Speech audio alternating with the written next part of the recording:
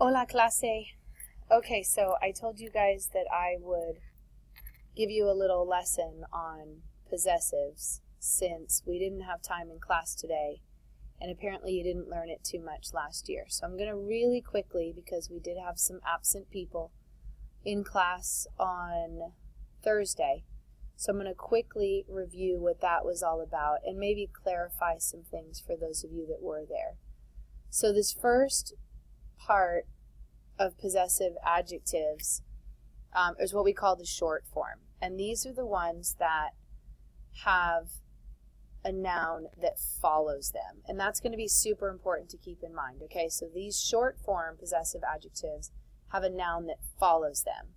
And so the subject, the owner of the item, is what determines which apartment house we go to, if you will. If I own it, I'm going to go to me. If you own it, to or tos, right?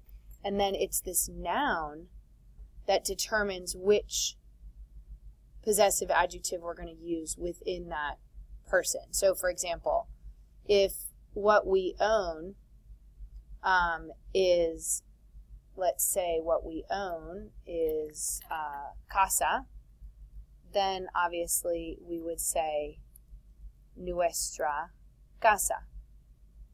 So, a couple of things. If it's their dogs, it would be sus perros, right? My table, mi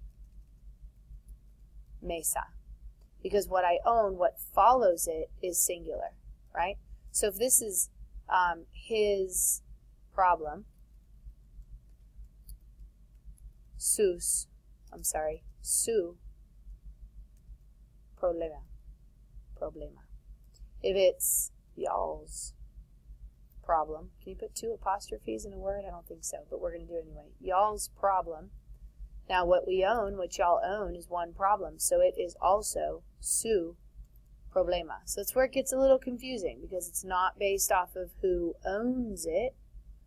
It agrees with what is owned. Okay, so now I want to go more into the idea of this longer form. Okay, and according to those of you that were in class today, this is a brand new thing for you, right? So this form looks like this. Okay, it's mio, and you're going to get a worksheet on this from your sub if you didn't already, but you'll see all these forms. Okay, and these words mean mine. Okay, and then there's tuyo, or tuyos, and tuya, and tuyas, and those words mean yours.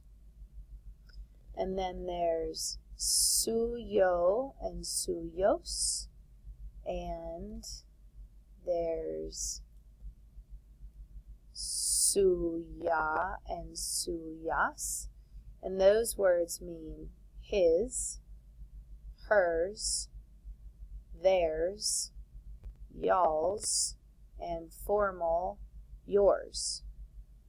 Right? For usted, for the él, ella, usted, ustedes, ellos, etc.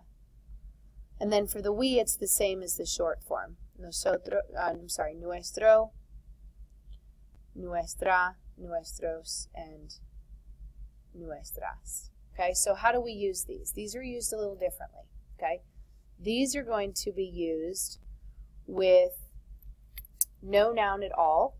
For example, the books are his.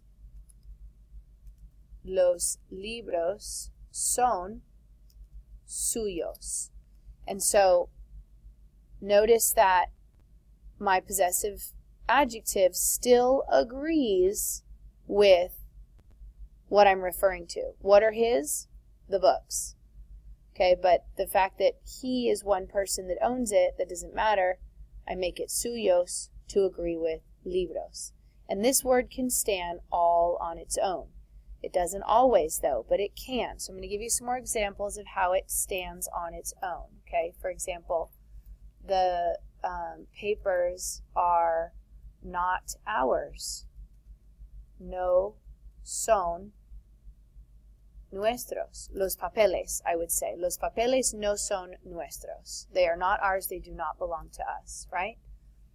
The pencils, I'm just trying to think real quickly here. The pencils are yours, right? Like, these are yours, yes? Los lápices son tuyos, ¿verdad? Okay, so there's my daughter acting crazy. Someone says, is she yours? We always say that. Whose kid is that? Is that your kid? Is she yours?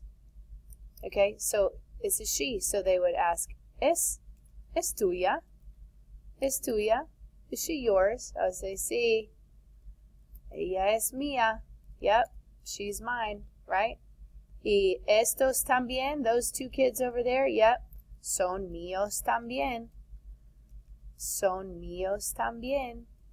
Okay, so this stands on its own. They're mine. Yep. Is that one yours? Yep, she's mine. Are those yours? Yep, those are mine. Son míos. Okay? So, that's when they stand on their own. Now, if you recall, up here, the short form, these were the possessive adjective and then a noun. But we can use this long form a little differently. We can actually use this long form where we have the noun and then the long form. And when we do that, is the equivalent of English of saying something like a friend of mine, or a situation of hers is that blah blah blah. Let's say I'm going to visit a friend of yours, perhaps, just to mix it up a little. Visit a friend of yours. Okay, so notice here that we're still using mine and hers and yours, right? Friend of yours, okay? So we're not using just my, we're not using your, we're using the longer form. So the words match up. As far as vocab to vocab, English to Spanish, they match up, right? But it would not make sense here for them to stand on their own and say, un amigo es mío. That's just a friend is mine. That doesn't make sense.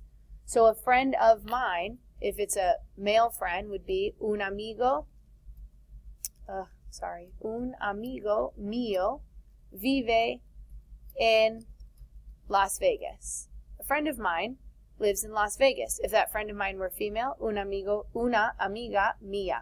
Always agreeing with what is owned. I was going to see if they gave us a accent mark option, but they did not.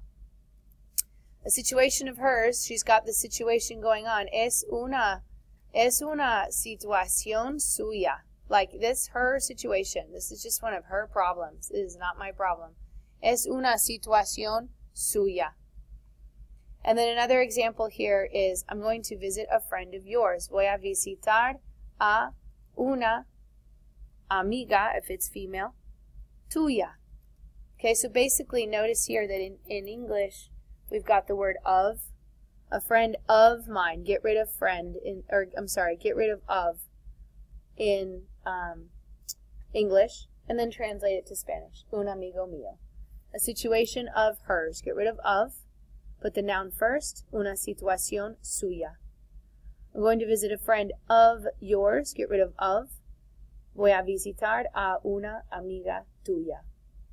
Okay, so we'll give some more examples when I'm in class on Tuesday, and you've got a practice worksheet.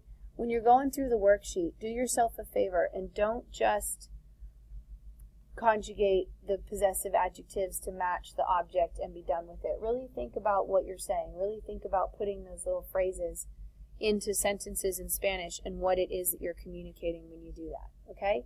So I hope that helped. You guys behave for the sub, and I'll see you on Tuesday. Adios.